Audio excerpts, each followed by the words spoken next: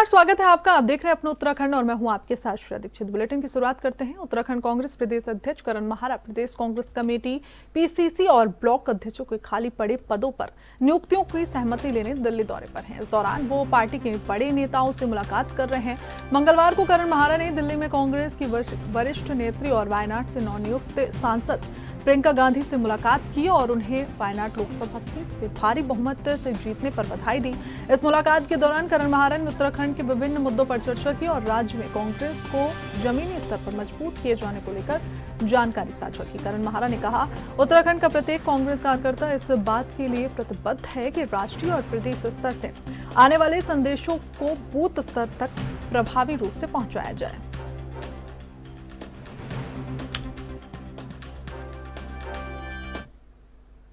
खबर बाजपुर से है, जहां 5,838 एकड़ भूमि को लेकर काफी लंबे समय से किसान, मजदूर, एक व्यापारी वर्ग से जुड़े लोग तहसील में धरना प्रदर्शन करते हुए सरकार से मांग कर रहे हैं कि उनके भूमिधरी अधिकार उन्हें वापस दिए जाएं। भूमिधरी अधिकारों को लेकर तहसील परिसर में चल रहे भूमि बचाओ आंदोलन को 500 दिन पूरे होने पर आंदोलनकारियों ने सरकार को जगाने के लिए ताली थाली व कंटर बजवाकर प्रदर्शन किया। आपको बता दें कि किसान काफी लंबे समय से तहसील से आंदोलन कर रहे हैं और लगातार सरकार से मांग कर रहे हैं कि उनके भूमिधरी अधिकार उन्हें वापस किए जाएं। आंदोलन के चलते हुए आज 500 दिन पूरे हो गए हैं, लेकिन सरकार द्वारा उनकी मांगों को पूरा नहीं किया जा रहा है। आज 500 दिन बाजपुर की तहसील परिसर में इस आंदोलन को हो चुके हैं और इसके लिए सर्वप्रथम तो संघर्ष करने वाले साथियों को, इस आंदोलन को सहयोग करने वाले सभी संगठनों को, मीडिया को मैं धन्यवाद प्रदर्शित करता हूं कि आपने हमारे हौसले को बनाए रखा। हालांकि सरकार ने कई बार हमारे हौसले को तोड़ने का प्रयास किया और मैं सरकार से ये उम्मीद हमें नहीं थी। जिस तरीके से एक नारा जब मुख्यमंत्री बने थे लगा था कि सबकी हामी पुष्कर धामी, तो मुझे लगता है कि बाजपुर वालों की तो कोई हामी अभी तक भरी नहीं गई है और बाजपुर के लोग बहुत निराश हैं, क्योंकि बड़े ही आत्मीय आश्वासन के बाद भी बाजपुर के लोगों की बात को नहीं सुना गया। इसके लिए हम सब बाजपुर के लोग निराश हैं और आज 500 दिन पूरे होने पर बाजपुर की महिला शक्ति ने, बाजपुर के नौजवानों ने, बुजुर्गों ने एकजुट होकर के ताली थाली कंटर बजा करके सरकार को जगाने का प्रयास किया है और इसके लिए सभी का धन्यवाद है।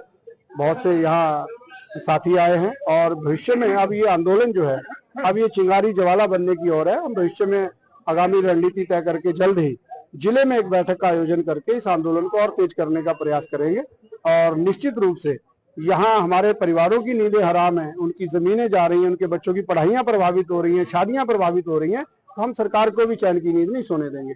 धन्यवाद। माननीय मुख्यमंत्री जी ने मेरे साथ ही, लोगों को नहीं मैं जानता, मेरे साथ मेरे रूबरू होके 6 दफा वायदा कर चुके हैं कि पड्डा साहब बहुत जल्दी आपका काम हो जाएगा। अब समझ नहीं लगी कि जल्दी कितनी लंबी होती है। हम मुख्यमंत्री जी से फिर आग्रह करते हैं कि हमारा जो ये जमीन का मसला है इसको हल कर दें। हजारों परिवार दुखी हैं, रात को रो रहे हैं, किसी को नींद नहीं आ रही। अब मुख्यमंत्री जी हमारे सुन नहीं रहे, पता नहीं क्या बात है, क्या भूल होगी हमसे क्या गलती हो गई है। 50 साल से हमें भूमि अधिकार सरकार ने दिए, आज छीने को जा रहे हैं। ये मैंने माने मुख्यमंत्री जी को कहा, माने ये बताओ कि पूरे भारत में कहीं ऐसी मिसाल है जो 50 साल से किसान काबिज है उनके आकर छीन लिए जाए, तो बोले नहीं, उनको बात नहीं कोई आई, जवाब नहीं कोई आया।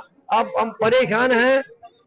ये हमारे नौजवान को हमने अभी तक रोक रखा है कि सरकार के खिलाफ कोई नारेबाजी, कोई बात नहीं करनी। शांतिमय से हम अपना आंदोलन चला रहे हैं। अब आगे को हमारे बस की बात नहीं है। सरकार मान जाए तो बहुत अच्छी बात है, नहीं तो ये नौजवान का तबका है हमारे बस से बाहर है, हम रोक नहीं सकेंगे। ऋषिकेश में नवनियुक्त traffic incharge Shubham Kumar traffic के प्रति ईमानदारी से ड्यूटी करने वाले होमगार्ड की सुविधाओं को लेकर गंभीर हैं। उन्होंने पहाड़ों में हुई बर्फबारी के बाद राज्य में बढ़ी ठंड को देखते हुए होमगार्ड को ठंड से बचने के प्रयास शुरू कर दिए हैं। ट्रैफिक इंचार्ज ने क्षेत्र में ट्रैफिक ड्यूटी करने वाले 35 होमगार्डों को गर्म टोपी उपलब्ध कराई है। ट्रैफिक इंचार्ज ने बताया कि क्षेत्र की ट्रैफिक व्यवस्था को सुचारू रूप से चलाने में होमगार्ड अपनी अहम भूमिका निभा रहे हैं, इसलिए उनकी सुविधाओं को ध्यान में रखने की कोशिश शुरू कर दी गई है। गर्म टोपी के अलावा सर्दी की बरसात से होमगार्ड को बचाने के लिए जैकेट की व्यवस्था भी करने की कोशिश की जाएगी।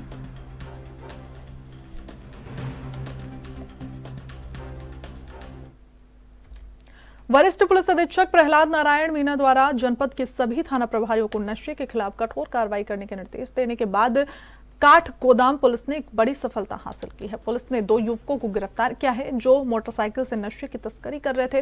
पुलिस ने आरोपियों के पास से 1 किलो से अधिक चरस बरामद की है। ये कार्रवाई काठ गोदाम थाना क्षेत्र में की गई, जहां पुलिस टीम ने गश्त के दौरान संदिग्ध वाहन को रोका और उसकी तलाशी ली। गिरफ्तार युवकों की पहचान काठ गोदाम निवासी नितेश कुमार और पवन कुमार के रूप में की गई। दोनों आरोपी मोटरसाइकिल पर चरस लेकर जा रहे थे, जिनसे पूछताछ के बाद चरस की तस्करी करने की बात सामने आई।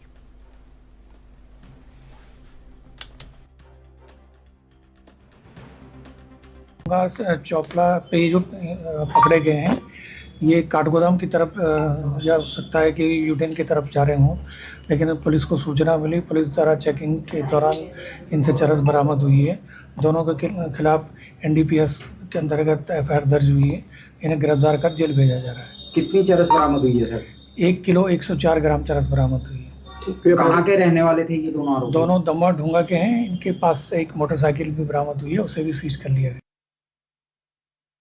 पिछले लगभग 2 वर्षों से लोगों के खोए और चुराए गए लगभग 225 मोबाइलों को अपर पुलिस अधीक्षक कार्यालय में जिले के वरिष्ठ पुलिस अधीक्षक मणिकांत मिश्र ने उनके मालिकों को सौंपे। मोबाइल पाकर मोबाइल मालिकों के चेहरे खिल उठे।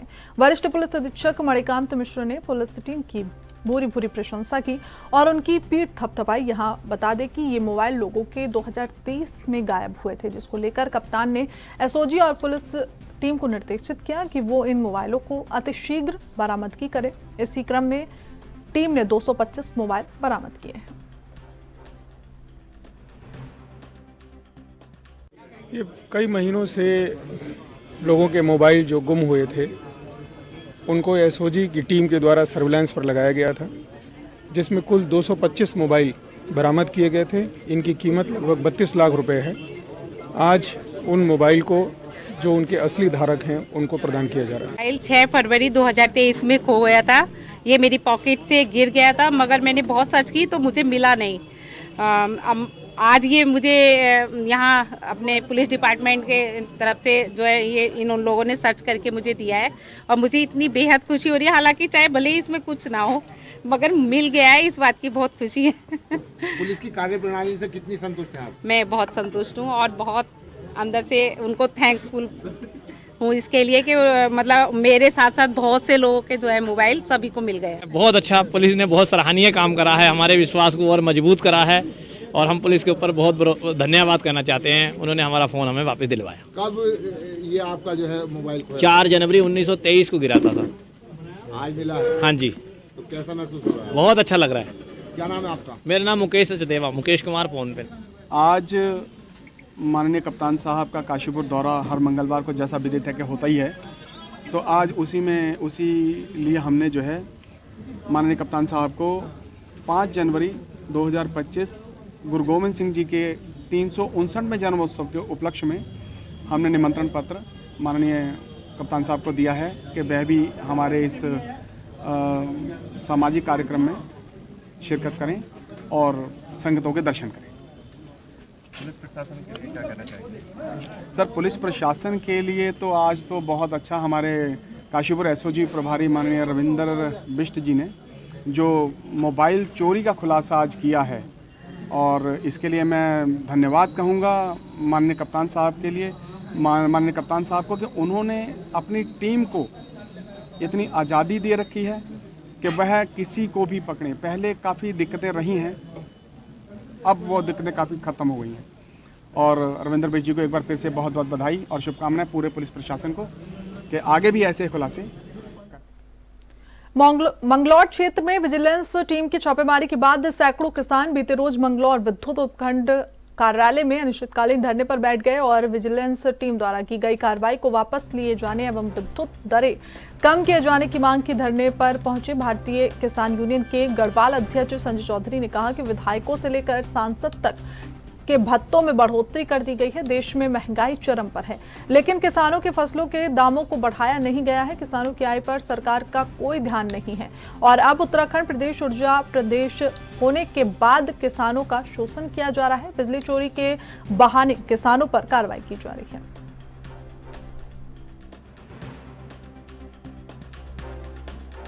ये मामला हम ना पिछले दिनों बिजली घर में धरना चलाया था। पिछले 50 साल में अगर हम पीछे चले जा तो हमारी फसलों के रेट बढ़े 20-30 गुने 40 गुने, और बाजार बढ़ा और वेतन भोगी बढ़े, विधायक बढ़े, सांसद बढ़े, ये बढ़े 600 का 3000 गुना। तो अब जब हमारी आमदनी तो नहीं बढ़ी तो हमारे पे भी बिजली, एक सांसद को बिजली सी भा, हमें भी सी भा, एक जिसकी आमदनी महीने में 2 करोड़ की तो बिजली भाई भा, एक किसान को घाटा होता उसे भाई भा। तो हमारी लड़ाई लड़ी थी, हमने धरना दिया था बिजली घर पर और पूरा बड़ा आंदोलन हुआ था उड़की के अंदर।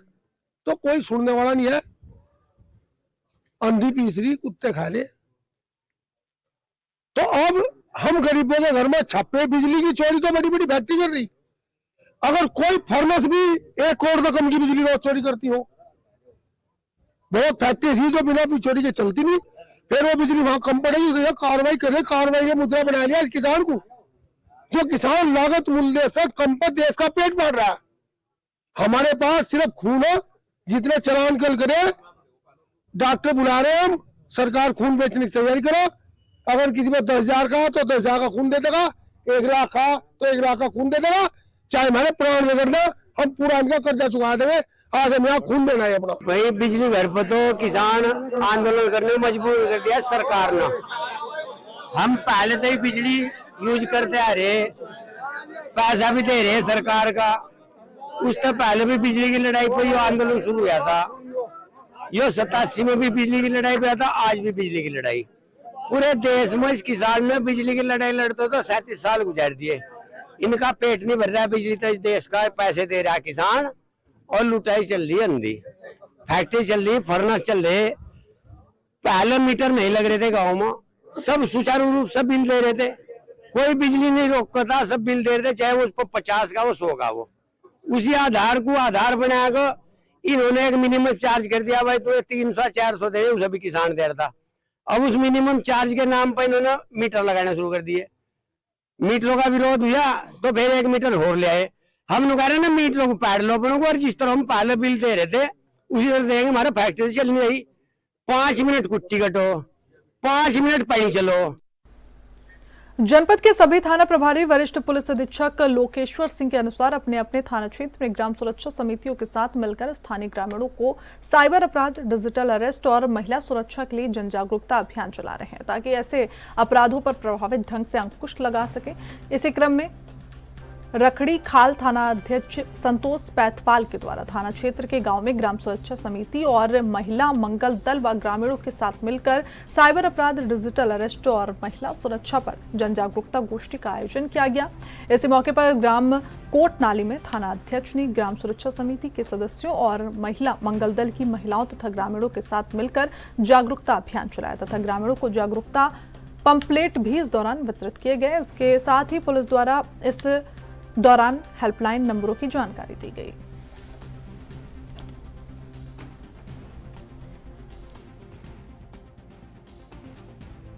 अपने साइबर के बारे में समझाया और जो अपनी नॉलेज वाली बातें हमारे को समझाई, तो हमें उनकी बातों का बड़ा मनन हुआ और हमें अपनी उसमें पूरी जानकारी हुई।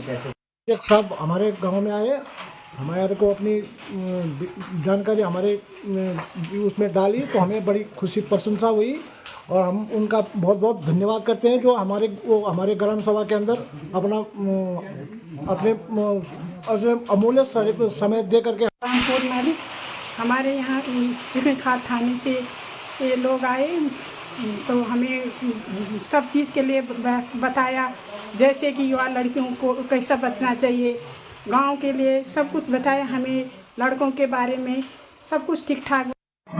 आज हमारे विद्यालय राजकीय इंटर कॉलेज सिद्धखाल में रखड़ी खाल थाना अध्यक्ष महोदय एवं अन्य जो पुलिस कर्मचारी हैं उनके द्वारा साइबर सिक्योरिटी, महिला सुरक्षा, बाल अधिकार से संबंधित महत्वपूर्ण जानकारियाँ प्रदान की गई। और साथ ही आज के समय में, वर्तमान समय में जो डिजिटल के माध्यम से जो साइबर जो साइबर के माध्यम से जो अपराध होते हैं उनसे किस तरीके से बचा जाए। जैसे कि हम लोग आए दिन देखते हैं कि फर्जी कॉल आना या एक तरीके से बैंक के नाम से फर्जी कॉल आते हैं, लिंक्स आते हैं जिसमें कि साइबर अपराध मतलब जो किस पे क्लिक करें आपको ये मिलेगा। इस तरह के जो अपराध होते हैं या बाल से संबंधित जो अपराध होते हैं जैसे बैड टच हो गया, गुड टच हो गया, इससे किस तरीके से बचा जाए इस संबंध में जो जानकारी हमें महोदय के द्वारा दी गई, इसके लिए मैं उनका बहुत बहुत तहे दिल से धन्यवाद करता हूँ। Thank you so much sir. तो हम लोग ये कार्य कर रहे हैं कि गांव-गांव जाके हमारी टीम्स जो हैं एक तो अवेयरनेस फैलाएं, लोगों को जागरूक करें और उनको इस चीज़ का आभास रहे कि यदि कोई बाहर से कोई कॉल आता है या कोई उनसे पैसे लेन देन का कोई संपर्क करता है तो उसमें वो सतर्क रहें। दूसरी ओर जनपद में क्योंकि चारों ओर से हमारे बाहरी राज्यों से या बाहरी जिलों से जो भी लोग आते हैं उनके ऊपर भी हम लोग विशेष चेकिंग अभियान चलाते रहते हैं और ताकि कोई बाहर से व्यक्ति आकर कोई यहाँ पर कोई किसी प्रकार का कोई अपराध ना करे और उस अपराध पे हम लोग रोकथाम लगाएं, तो उसके हेतु हमारी चेकिंग भी। देहरादून में जहां एक और मुख्यमंत्री पुष्कर सिंह धामी चारधाम यात्रा को लेकर अहम बैठक कर रहे हैं, वहीं अब चारधाम यात्रा की बेहतर तैयारी के कयास लगाए जाने लगे हैं। मुख्यमंत्री धामी की अगर बात करते हैं तो शीतकालीन यात्रा को लेकर और आगामी चारधाम यात्रा को बेहतर प्रदर्शन को लेकर अधिकारियों के साथ मंथन चल रहा है। वहीं इस पर बीजेपी प्रवक्ता हानि पाठक का कहना है कि पूर्व में जिस प्रकार से चारधाम यात्रा आपदा आने के कारण बाधित हुई थी उसको भी बाखूबी 6 दिन के भीतर मुख्यमंत्री पुष्कर सिंह धामी के नेतृत्व में पटल पर लाया गया और यात्रा सुचारू की गई, जिसको लेकर ये बैठक है।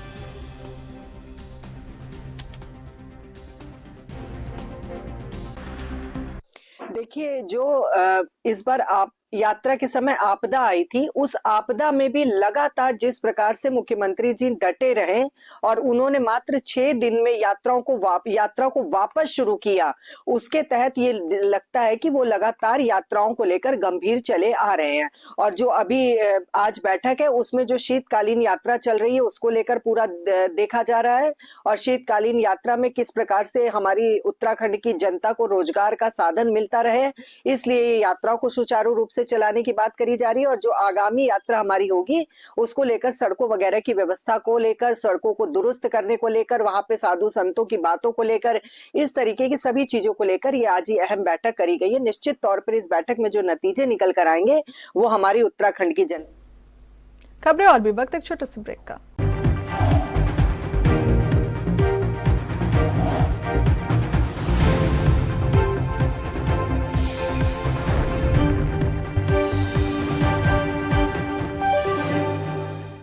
ब्रेक के बाद बुलेटिन में एक बार फिर आप सभी का स्वागत है। खबरों में आगे बढ़ते हैं। उत्तर प्रदेश में होने वाले महाकुंभ के लिए उत्तराखंड के मुख्यमंत्री पुष्कर सिंह धामी को भी आमंत्रित किया गया है। महाकुंभ में उत्तराखंड का एक अलग से पंडाल सजेगा और उत्तराखंड की संस्कृति को भी इस पंडाल में दर्शाया जाएगा। मुख्यमंत्री पुष्कर सिंह धामी ने खुशी जाहिर करते हुए कहा कि राज्य सरकार भी उत्तर प्रदेश में होने वाले कुंभ महोत्सव में अपने स्तर से सभी मदद उपलब्ध कराएगी और साथ ही राज्य में रहने वाले साधु संत आमजनों की सुविधा के अनुरूप उनके परिवहन की व्यवस्था भी कराई जाएगी। बता दें कि मुख्यमंत्री पुष्कर सिंह धामी प्रयागराज महाकुंभ को लेकर उत्तराखंड की कार्य योजना के लिए पूर्व में बैठक भी कर चुके हैं।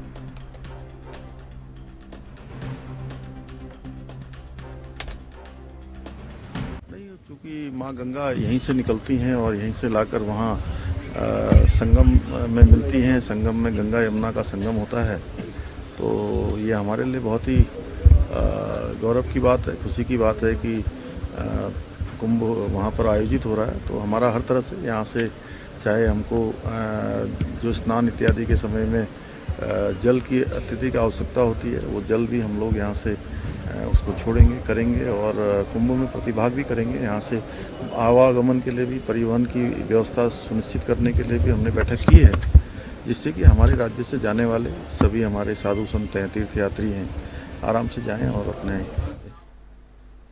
उत्तराखंड में नगर निकाय चुनाव का रास्ता साफ हो गया है। मंगलवार 10 दिसंबर को नगर निकायों के ओबीसी आरक्षण के अध्यादेश को राजभवन में मंजूरी दे दी गई है। ऐसे में अब अध्यादेश के आधार पर निकाय चुनाव के लिए ओबीसी आरक्षण लागू करने की प्रक्रिया शुरू हो जाएगी। बीते दिन ही विधि विधान से निकाय चुनाव के लिए अध्यादेश को मंजूरी दे दी गई है। साथ ही अपनी कानूनी राय के लिए राजभवन को भेजा गया था, जिस अध्यादेश पर राज्यपाल ने मंजूरी दे दी है। बता दें कि ओबीसी आरक्षण के अध्यादेश पर राज्यपाल से मंजूरी मिलने के बाद सरकार नगर निकाय चुनाव की ओर आगे बढ़ेगी। अब सरकार अध्यादेश के आधार पर ही निकायों का आरक्षण तय करेगी। जब निकायों का आरक्षण तय कर लिया जाएगा उसके बाद जनता से आपत्तियां मांगी जाएंगी। आखिर में आपत्तियों का निस्तारण किए जाने के बाद राज्य निर्वाचन आयोग के समक्ष आरक्षण का विषय रखा जाएगा।